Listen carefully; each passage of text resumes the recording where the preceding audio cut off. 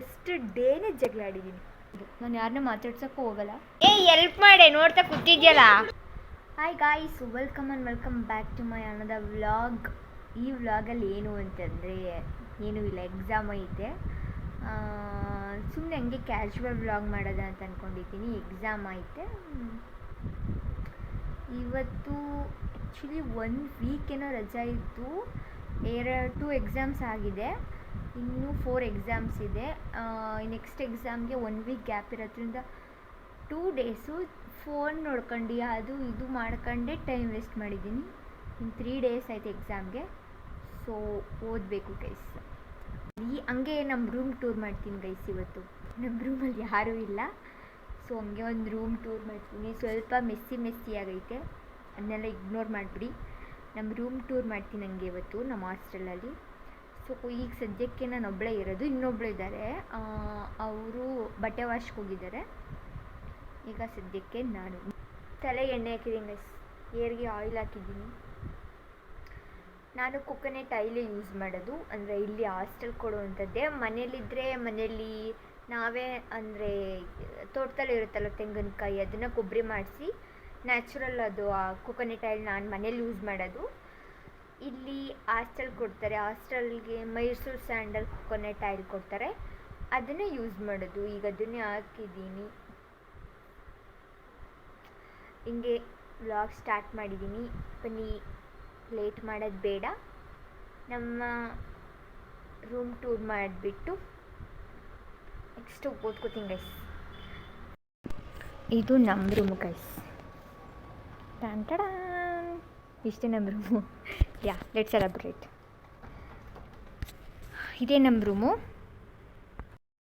Enter ಆದರೆ ನಮ್ಮ ರೂಮ್ಗೆ ಹೆಂಗೆ ಗೈಸ್ ಕಾಣಿಸೋದು, ಇಲ್ಲೇ ಎಲ್ಲ ಬಕೆಟ್ಸೆಲ್ಲ ಇಲ್ಲೇ ಇಟ್ಕೊಂಡಿದ್ದೀವಿ. ಸೊ ಎಷ್ಟು ಇವಾಗ ಕಾಟೆಲ್ಲ ಬಂದಿರೋದು, ಇಲ್ಲೇ ನಮ್ಮ ಪ್ಲೇಟ್ಸ್ ಎಲ್ಲ ಇಲ್ಲೇ ಇಟ್ಕೊಂಡಿದ್ದೀವಿ. ಸ್ಟಡಿಗಂತ ಕೊಟ್ಟಿದ್ರೆ ಟೇಬಲ್ನ ನಾವು ಈಗ ಪ್ಲೇಟ್ಸ್ ಇಟ್ಕೊಳ್ಳೋಕೆ ಯೂಸ್ ಮಾಡ್ಕೊಂಡಿದ್ದೀವಿ. ಹೊಸ ಹಾಸ್ಟೆಲ್ಲು 1 ಇಯರ್ ಆಯ್ತೇನೋ ಅಷ್ಟೇ.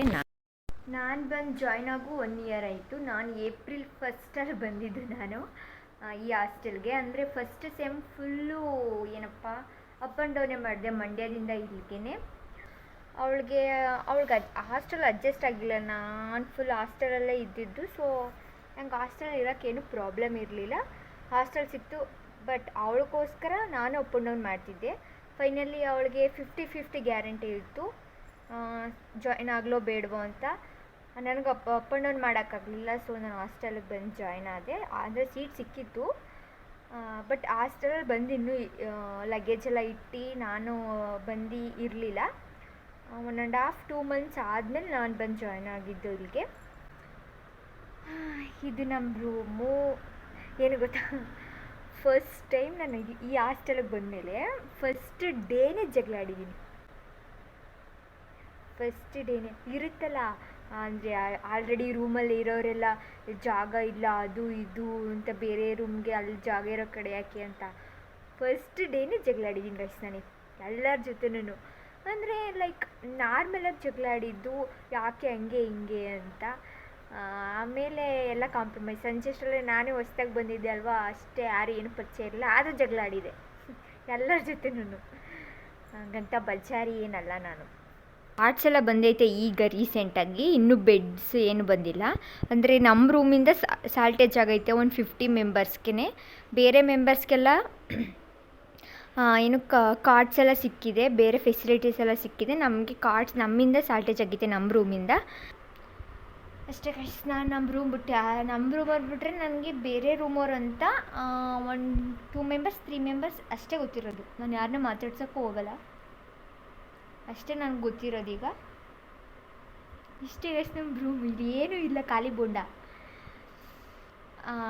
12:30 ಇದ್ದಾಗ 1 o'clock ಆಗಿಬಿಡ್ಲಿ, ಆವಾಗಿಂದ ಓದ್ಕೊಳ್ಳೋದ ಅಂತ ಅಂದ್ಕೊಂಡೆ. ಈಗಾಗಲೇ 1:30 ಆಗೈತೆ. ಇಲ್ಲ, ಹಂಗೆ ವ್ಲಾಗ್ ಸ್ಟಾರ್ಟ್ ಮಾಡೋದ, ತುಂಬ ದಿನ ಆಯ್ತೆಲ್ಲ ವ್ಲಾಗ್ ಮಾಡಿ ಅಂತ ವ್ಲಾಗ್ ಮಾಡ್ತಿದ್ದೀನಿ.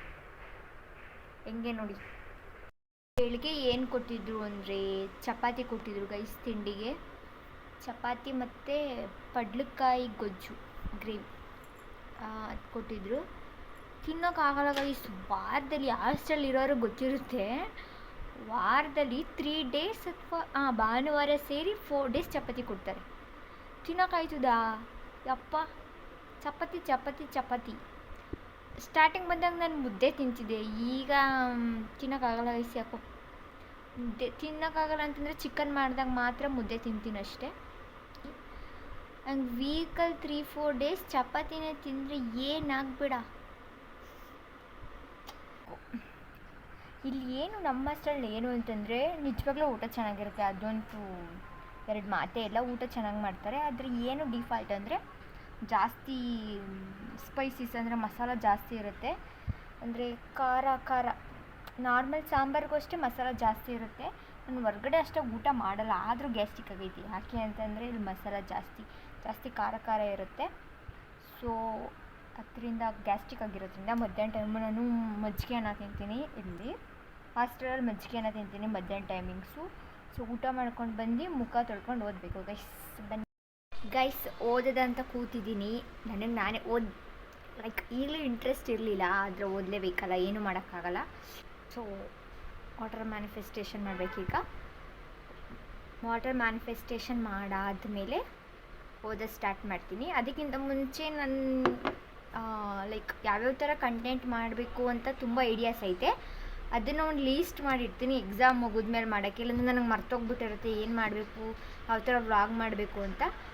ಒಂದು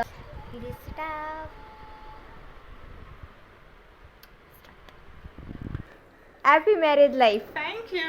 ಎಲ್ಲವ್ರೆ ನಿಮ್ಮ ಹಸ್ಬೆಂಡು? ಹಸ್ಬೆಂಡ್ ಅಲ್ಲಿದ್ದಾರೆ. ಹೌದಾ?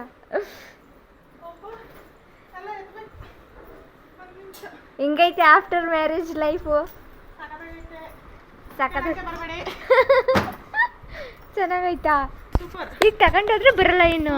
ಬರಲ್ಲ. This is last final meeting. ಅಯ್ಯೋ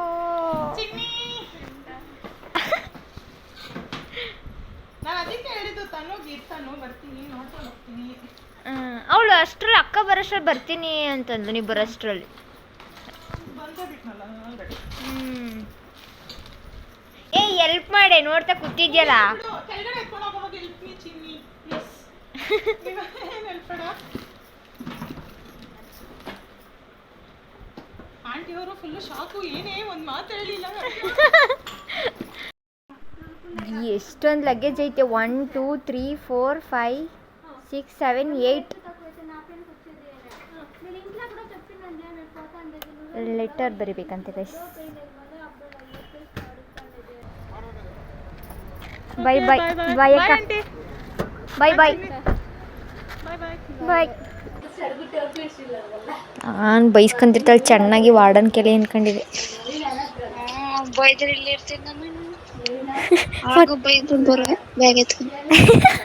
ಏನ್ ಮಾಡ್ತಿದ್ದೆ? ಅವಳಿಗೂ ಬೈದ್ಬಿಟ್ಟು ಬ್ಯಾಗ್ ಎತ್ಕೊ ಬರುವೆ. ಬ್ಯಾಗ್ ಎತ್ಕೊ ಬಂದ್ಬಿಡ್ತಿದ್ದೆ ಅವ್ರಿಗೂ ಬೋದ್ಬಿಟ್ಟು ಅಷ್ಟೇ.